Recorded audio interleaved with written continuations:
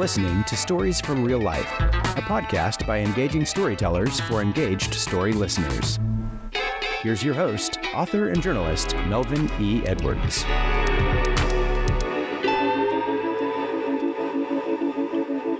Hello again, and welcome to this October 15th edition of Stories from Real Life. I'm your host, Melvin E. Edwards. Thanks for joining me on today's storytelling journey. Our guest this week is Trevor P. Wardlaw. Let's find out more about Trevor before we begin our conversation.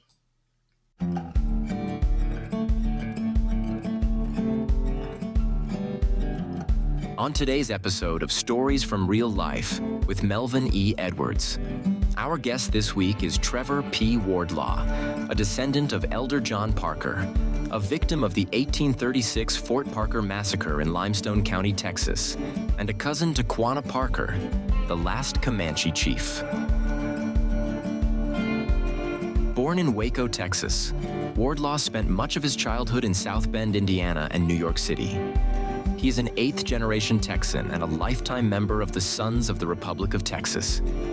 Let's find out about Trevor's historic roots and other things that make up the Parker and Wardlaw story.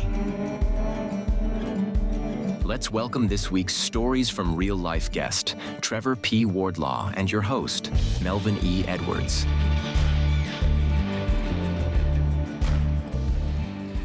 Good morning, Trevor. Welcome to this week's storytelling journey. Good morning, sir. Nice to see you. Good to see you. So you and I know each other because of one unique connection.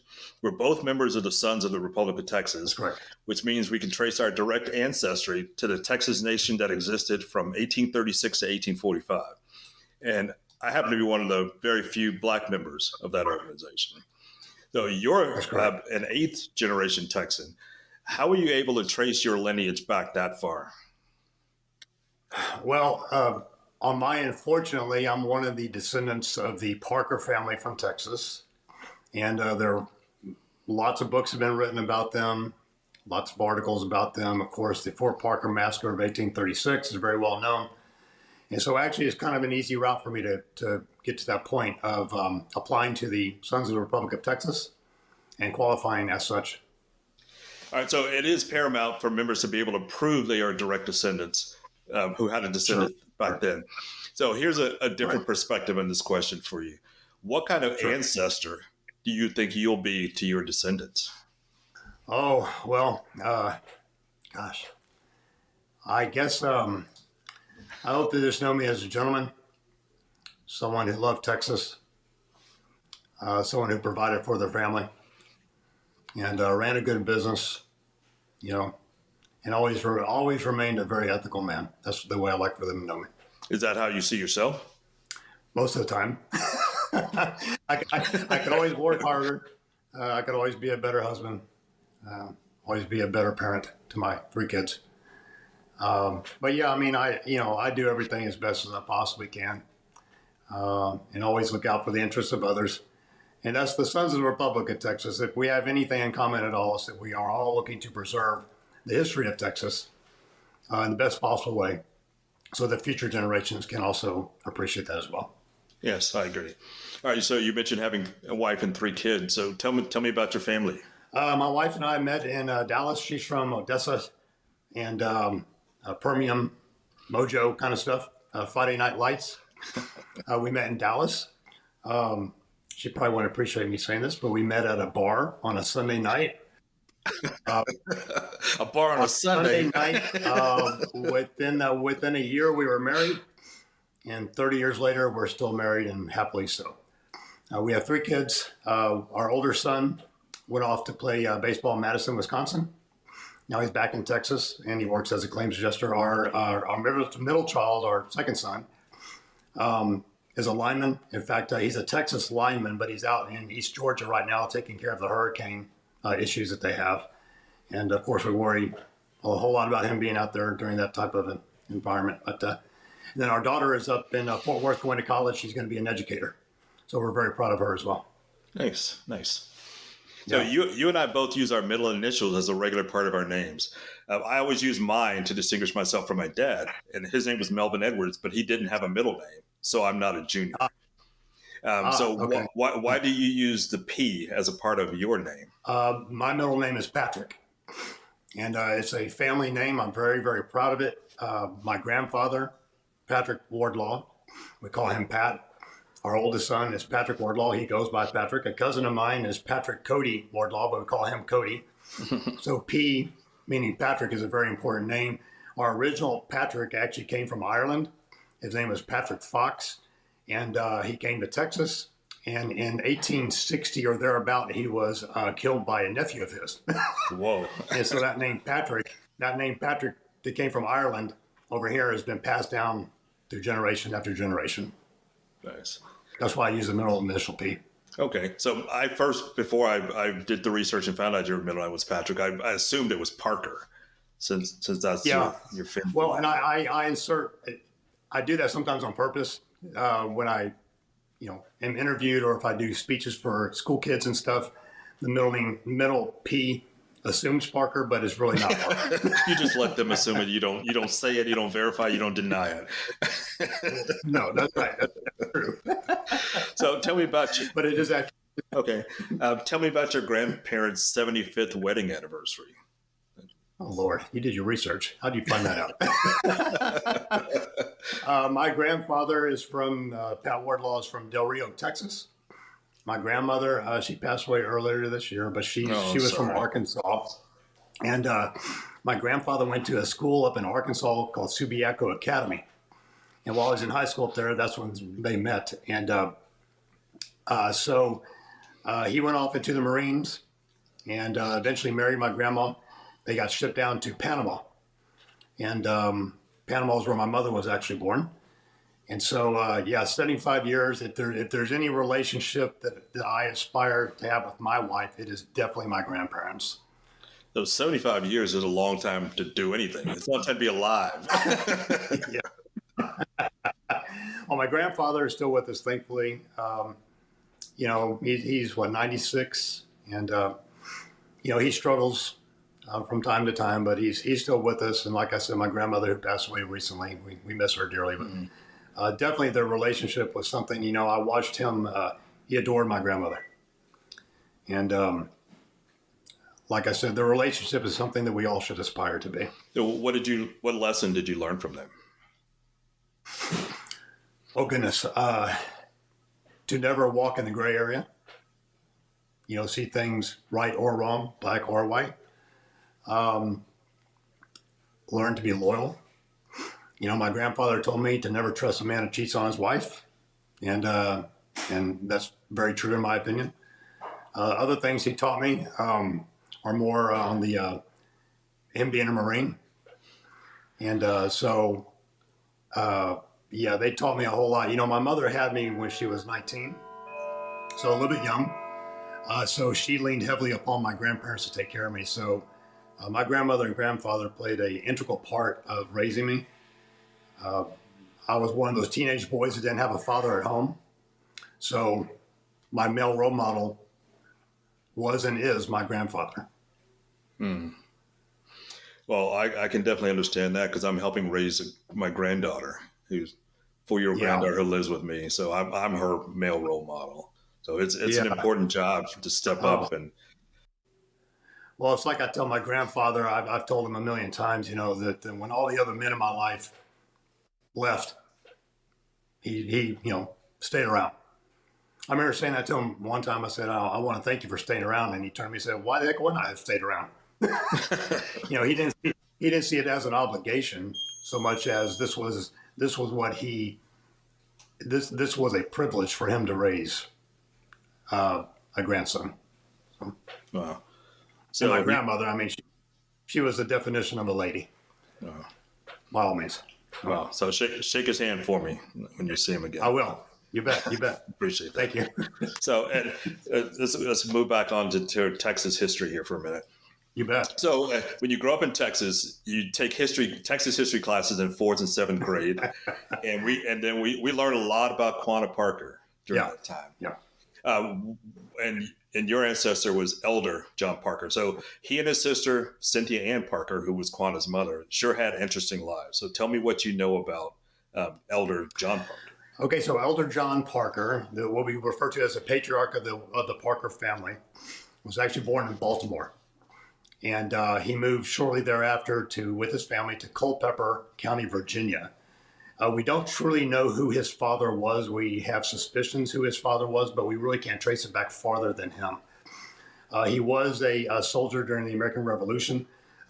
He didn't fight in any major battles, but he was shipped off to southwest Pennsylvania, or he marched up, I should say, to southwest Pennsylvania. And that was one of the first times he actually came across the interactions between people like himself and Native Americans. And so his job was to be out there to quell some of the uprisings with the British and the Indians during that time period.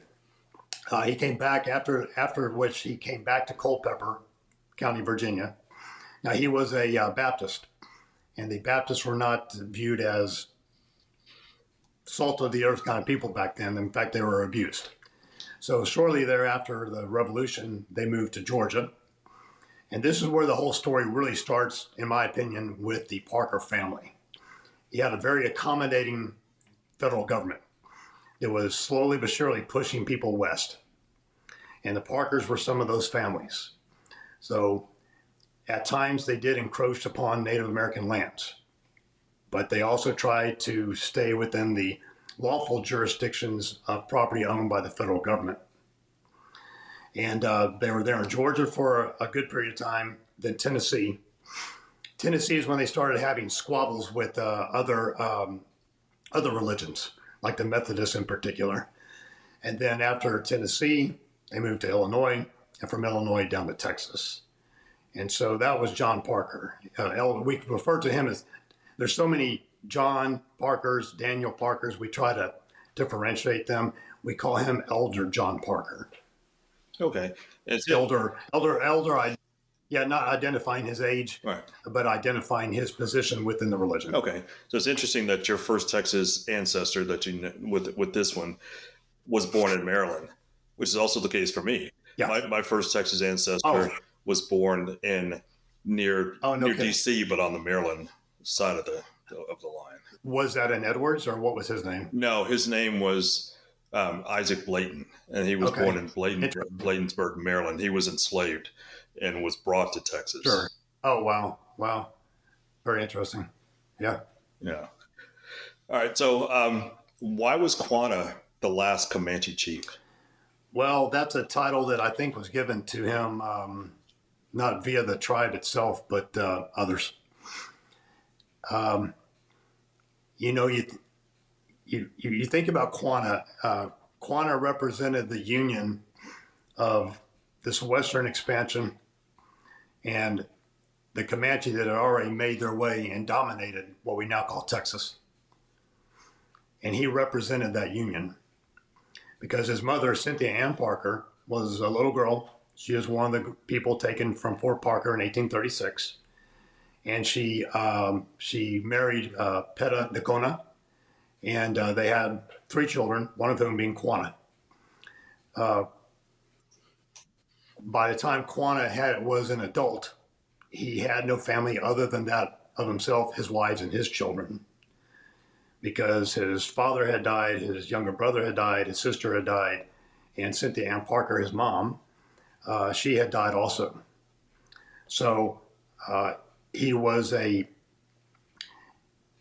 saw a certain direction for the Comanche, and he was a holdout. When all of the Native Americans were moving into reservations, he held out. He held out the longest, and he caused problems for the U.S. military. And so it's an honor designated. I think the title is an honor to call him the last Comanche chief because he did so much for his Comanche people. He was a bridge between them and the United States. Okay. So just you personally, do you prefer the term American Indian, Indigenous, or Native American? I prefer Native American, but it seems we're in a very politically charged environment nowadays. So sometimes I say it wrong. Maybe there's a new way of saying it. I will at times use the word Indians just because I know that people understand that term, and so I'll use that in certain conversations. I personally prefer Native American. I know that indigenous people is often used as well. It doesn't roll off the tongue as well. Exactly. Yeah, it's interesting to me that when I lived in Annapolis for years, all those Smithsonian museums in D.C., including the Museum of the American Indian, right? They just did a survey of various tribes, and the majority chose American Indian as the name they wanted to represent them for the museum. And I found so I'm in good company. Yes, I figure if they wanted to be called that, that's what I will call them. Yes, so that's generally the term I use. Yes, sir. All right. So for people outside of Texas, what is the significance of the Alamo, and what are some of the recent changes proposed to the Alamo Plaza? Well, the Alamo represents the tenacity of Texians, now known as Texans. And, as you know, being a member of the SRT, every year we celebrate, I guess maybe celebrate's the wrong word, but we're down there honoring the men who died that day in 1836.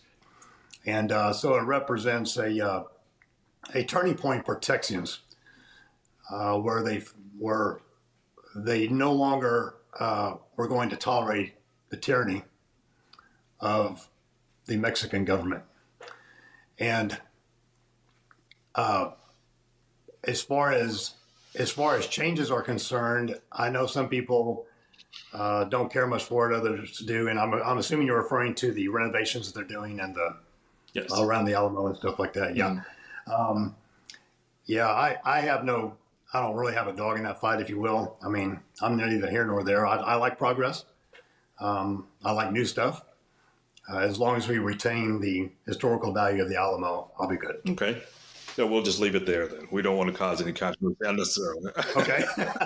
It's a little bit. Yes, it's a whole lot sticky. All right, so let's come back to you. So you've been an investment advisor since 1997, and you've written several books.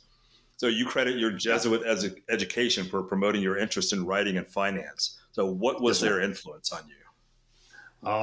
The nuns in my life, they played an integral part of my education. Sister Bridget, a high school teacher of mine, when I would misbehave or I wasn't acting right, she would call me into her room, just be the two of us. And it wasn't necessarily punishment, but she would sit me down and make me write something, just write something, write a page of something. And it seemed to calm me down. And she would tell me that, fighting others is not the answer. Conflict is not the answer. Peace is the answer. And she was a phenomenal teacher, but she was just one of many. All of my Catholic education, my Jesuit education, all of those people helped promote, like you just said, the interest of mine in writing, which I still do to this day. In fact, I've been writing for years, a Parker manuscript, but there's so many rabbit holes. It's nearly impossible to kind of focus on one thing with the Parker family. As far as finance is concerned, so I did live a part of my life in New York City. And so, my math teachers and all these people at the St. Ignatius Loyola in New York, they really pressed upon me, you need to know numbers. I think in their mind, if a man or a woman knows numbers, you can control your destiny. And of course, living in New York, seeing all the stockbrokers walk around in their $2,000 suits or their nice ties, as a young boy, very impressionable. I can imagine. All right, so tell me about your books. I know you've written several books, so tell me something about each one of them and why you chose to write them. Oh, sure. I appreciate that. So Sires and Sons is a book about the 22nd Texas Infantry. They were a regiment out of East Texas that didn't fight in some of the more popular battles, but they fought up through Arkansas and Louisiana. I wrote that book primarily because a lot of my ancestors were in that regiment, and I just got involved in that. So that's why I wrote that particular book. In fact, that show Lincoln?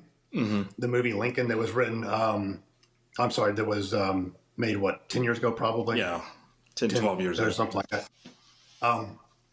the opening scene is the Battle of Jenkins Ferries, and you see all these guys fighting in mud up to their knees. One of the main regiments in that particular battle was my 22nd Texas Infantry. And so that's why I wrote about them. And then the opinionated Texan speaks for herself. It's really just a collection of, I'm kind of nerdy in this sense. What I like to do at night is I like to read over old speeches given by old politicians. And I started seeing a lot of what these old politicians from the late 1800s, early 1900s, it applies to today. You know, whether it be border issues, federal government issues, financial issues, race issues, all these things. I thought, wow, these guys and girls, they were dealing with this way back then too. And so all I did was I just collected a whole bunch of statements from these people, and I put it into the Opinionated Texan. Interesting. So Slaves and Overseers, the book I wrote, is a much smaller book. And that too is really a collection of short stories about the interaction of slaves and their overseers. And in many, many cases, there's this weird relationship between the two. And in a lot of cases, it ends up in violence or some type of issue. And so I wrote that. There's really no rhyme or reason why I wrote that one. I just enjoyed reading those stories in the sense of there's more to it than just an overseer who directs his slave to work in the fields. There were actual relationships there. Now, they were polluted relationships in most cases, but they were. So that's why I wrote that particular book. Yeah. So did you learn something from that one that you didn't expect to learn? Oh yeah. Yeah. That research, when I was writing Sires and Sons, I kept coming across stories of Texas slaves, and I would write them down and put them aside, not knowing I was going to write a book about it, and I just put it aside. And there was grade A torture, horrible treatment, just sad stories all the way around. And sometimes it ended up with the slaves finally getting tired of it, and the backlash to their overseer meant the death of the overseer. And you can only imagine how that was interpreted back then, killing boss man. Right. And then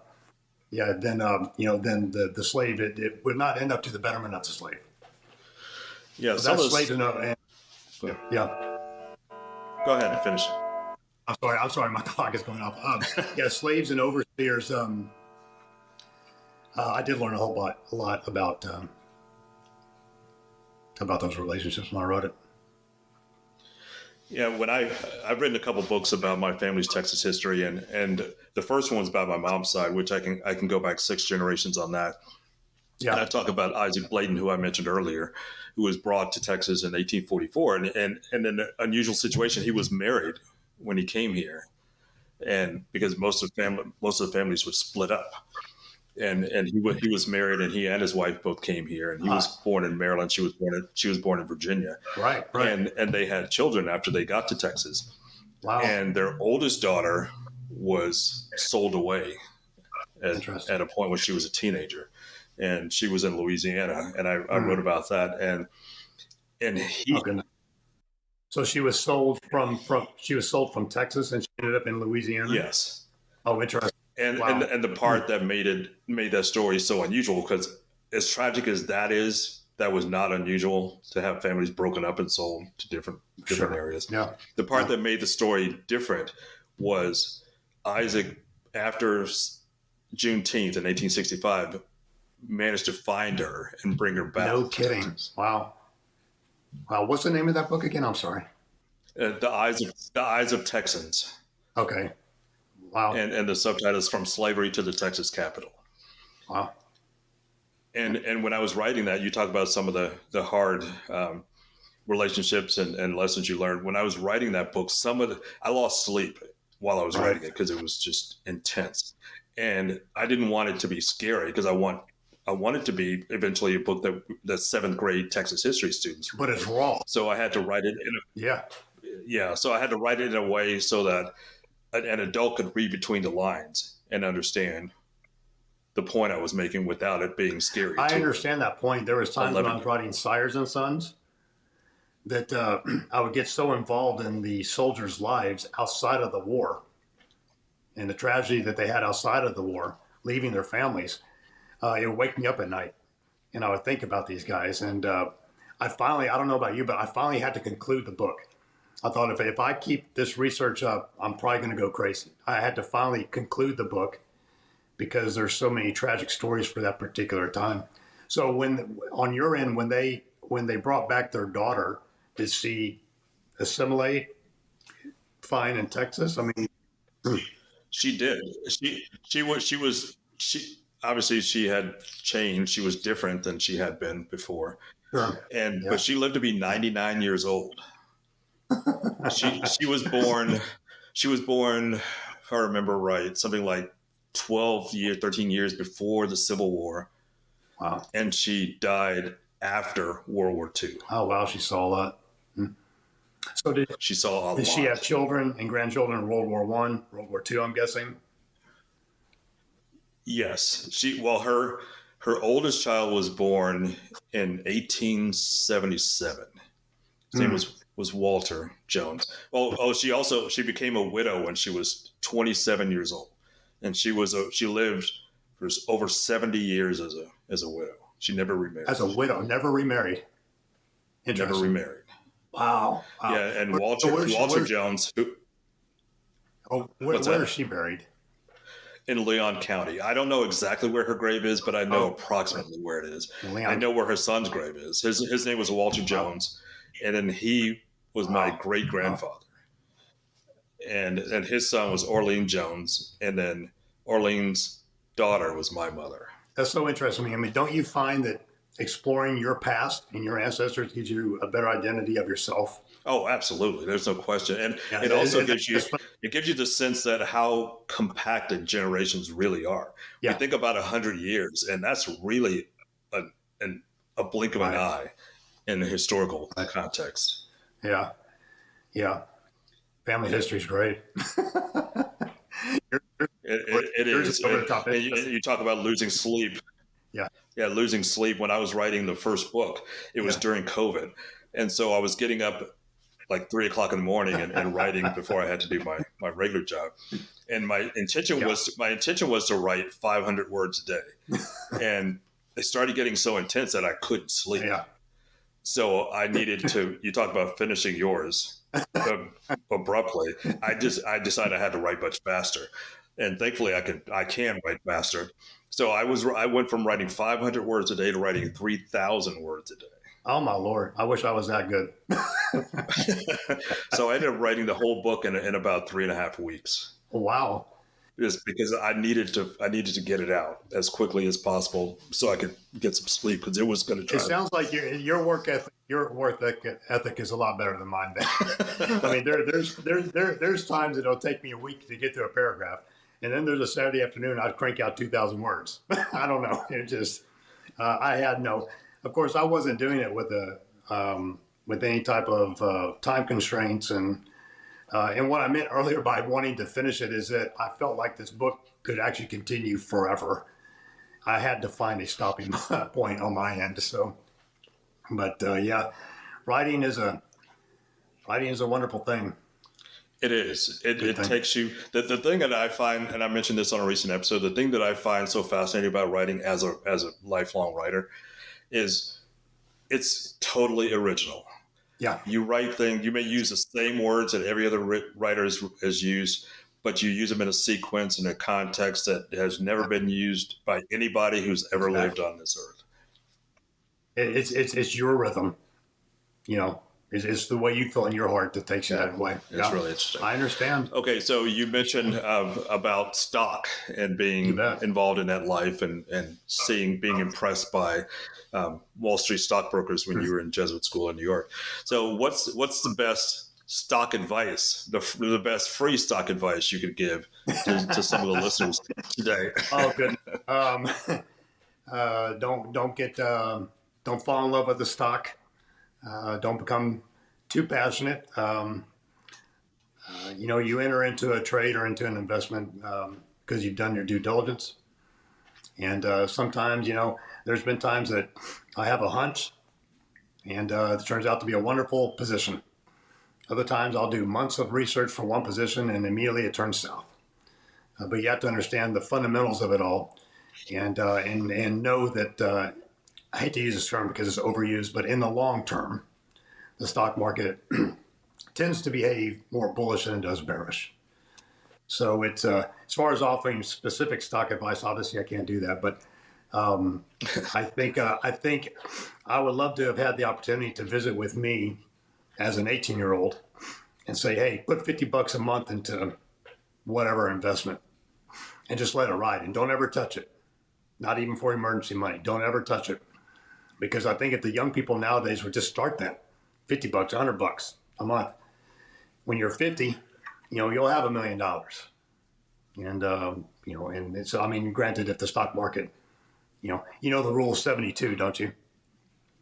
Do you I'm sure I've heard it. So real quick, the rule of 72 gives you an idea of how long it takes you to double money. So 72 is the number you use. 12 goes into 72. 12 years goes into 72 6 times. Okay. So in 12 years, you need a 6% interest per year to double that money. Reverse that. Use 72 once again. If you have 6 years, 6 years goes into 72, 12. You need a 12% return to double that money in 6 years. So this is what I tried to impress upon the younger people. If you find investments that can make 12% per year, which is sometimes very difficult, the rule of 72 will give you an idea of how long it takes you to double that money. And compound interest, as we would call it sometimes. So specific stock advice, I can't offer that. But as far as the younger people especially are concerned, I would put as much money as you possibly can. So like Forrest Gump did with Apple stock. I don't know if you remember that scene from the movie. Oh yeah, that's right. I forgot about that. That's true. Yeah. Apple is nearly impossible to avoid. Apple is in, seems like every other exchange traded fund. It's in every single mutual fund. People own it individually. Apple stock, yes, pretty much everyone I think has Apple stock in some form or fashion nowadays, including Forrest Gump. my financial investor, Forrest Gump. I need to have a sign to put that behind me. Follow Forrest. Yes. So another thing that you've been passionate about throughout your life has been martial arts, as well as rugby. So yep. What influenced those interests? Well, as far as martial arts is concerned, like I said earlier, I was raised as a teenager in an environment where I didn't have a dad at home, and I think at times I became a little bit restless, and my mother saw that. So my mother put me as a young teenager into martial arts, Shotokan karate, and I loved it. I fit there, and then I spent about 10 years away from martial arts, and I played rugby. I don't know what I was trying to prove to whom, but I enjoyed rugby as well. So it's a brotherhood, rugby is, and so we had fun. In fact, you're down in San Antonio, near San Antonio, and we played a lot of tournaments down in San Antonio, a whole lot. And I played for a team called Dallas Our Gang. They're no longer around, but Dallas Our Gang, we played. Half of us were from America, and the other half were actually Irishmen. And the Irishmen, they know their rugby the way you and I know American baseball. They know that sport. They're not the most athletic people in the world, but they could play it a whole lot better than the fast big guy. Rugby, that is. And so I enjoy playing rugby, but it doesn't have much of a shelf life. It's for the younger men, and so injuries occur all the time. On my end, it was my shoulder. And so people just get hurt. Then I went back to martial arts. And I have I'm blessed to continue martial arts to this day. In fact, I was with, there's a man, his name is Chris Gonzalez, here in the Waco, Texas area. He runs Half Gracie. I go over to him and I practice Muay Thai to this day. As far as Taekwondo is concerned, I go to Jamie Lundenberg. Is it okay to mention these names, I hope? Mm-hmm. Yeah. Okay. Jamie Lundenberg with Family Martial Arts. Also in Waco, I have a Taekwondo black belt with him. And so I go over there and get my kicks in. Of course, my kicks aren't near as high as they used to be when I was 25. So I kick people's ankles now. And then Luis Suarez, I have to give him props too. He's another very, very old martial artist here in Waco. And he ran a place called El Sol, meaning the sun, down in in downtown Waco near the Alico building. If anyone listens to this and is from Waco. And he didn't call it Taekwondo though, and you'll enjoy this. He called it Texquando. Nice. And, I like that. And so I was when I walked into his studio, I think I was 19 or 20. And so he taught me a whole lot too. But I am very Luis Suarez is still around. I don't see him as often as I probably should. And then, like I said, yesterday I was with Chris Gonzalez, and he and I, did a little workout together. So, but yeah, I don't know. My mother put me in martial arts, and it just it stuck. So just enjoy it. Good. Hey, you mentioned how risky rugby is for your health. I think about when I was in college. For a year, I had a roommate. I played baseball, and my roommate played rugby. Oh, nice. And he went to his first tournament one weekend. I'll never forget this, even though this was 35 years ago. He went to a tournament. Excuse me, more than 35 years ago. Anyway, he went to a tournament, came years? Back. He had a 40. Yeah. He had a fractured jaw. Fractured ribs and dislocated shoulder. From a weekend. From one that's weekend. What happens. In fact, when I first met my wife, I had a black eye. I had on my straw hat, and I had a black eye. And of course, it was a calling card for us. It's the way we tried to impress the women. And she asked me if this was a birthmark or if it had a black she eye. Wasn't impressed. And she wasn't impressed. I'm still trying to impress her. No, it was a black eye, and I told her I play rugby. Why don't you come out and watch me play rugby? But I had a black eye. But those injuries are very common. Shoulders all the time. Now the jaw thing sounds a little bit unusual. He must have been a scrummy, if I had to guess. Was he a big guy, your roommate? What? He was not a big guy. He wasn't. I don't remember exactly how big he was, but he was not that big of a guy. Never had a fractured jaw, but knee issues happen with people. I fractured the arch of my foot, my left foot, at one point, and that still gives me troubles. Black eyes, like I said, split eyebrows. But there's the brotherhood with rugby. I can't even begin to describe it. We were walking to bars. In fact, Dick's Last Resort, I think it's called, down on the Riverwalk in San Antonio. I think it's called Dick's. Mm-hmm. After one tournament, we walked in there, all still in the moment of playing rugby. And I wasn't one of the big guys, but all the big guys told everybody in that bar to leave. That was our bar that night. And I'll be darned if everybody left. Yeah, they probably didn't. They didn't want to be tussling with those rugby guys who had just come off the pitch. But exactly. But it's a phenomenal sport, and I wish I could go back and play, but it's a young man's sport. Yeah, I would never play that sport. I wouldn't have ever. When I was much younger, I wouldn't have. I was fast, so I definitely was not big. Well, my senior year, it's not as in. I was about to say when I was like 165 pounds in college until my senior year. I started lifting weights between my junior and senior year, and I came back, and my coach was surprised that I was up to like 175. I had lifted weights all summer, and I was pretty impressed with myself. After lifting weights, eating right the whole summer, you gained a whopping 10 pounds. Yeah, you and I were about the same size then. Yeah, I don't have that problem anymore of only gaining 10 pounds. Funny how that happened. All right, so I just have one more question for you, Trevor. So before we go today, can you tell us what you're working on now? As far as writing is concerned? Anything you want to talk about? Well, I am writing. I've been involved in this manuscript about the Parker family for multiple years now, and hopefully one of these days I'll get it finished. Quanah Burgess, who's a cousin of mine up in Oklahoma, he actually designed the cover for me about a year and a half ago. So it's all there. I just need to stop being lazy on my end and wrap things up. But no, I'm just, it's, I love life here in Waco. I love Texas.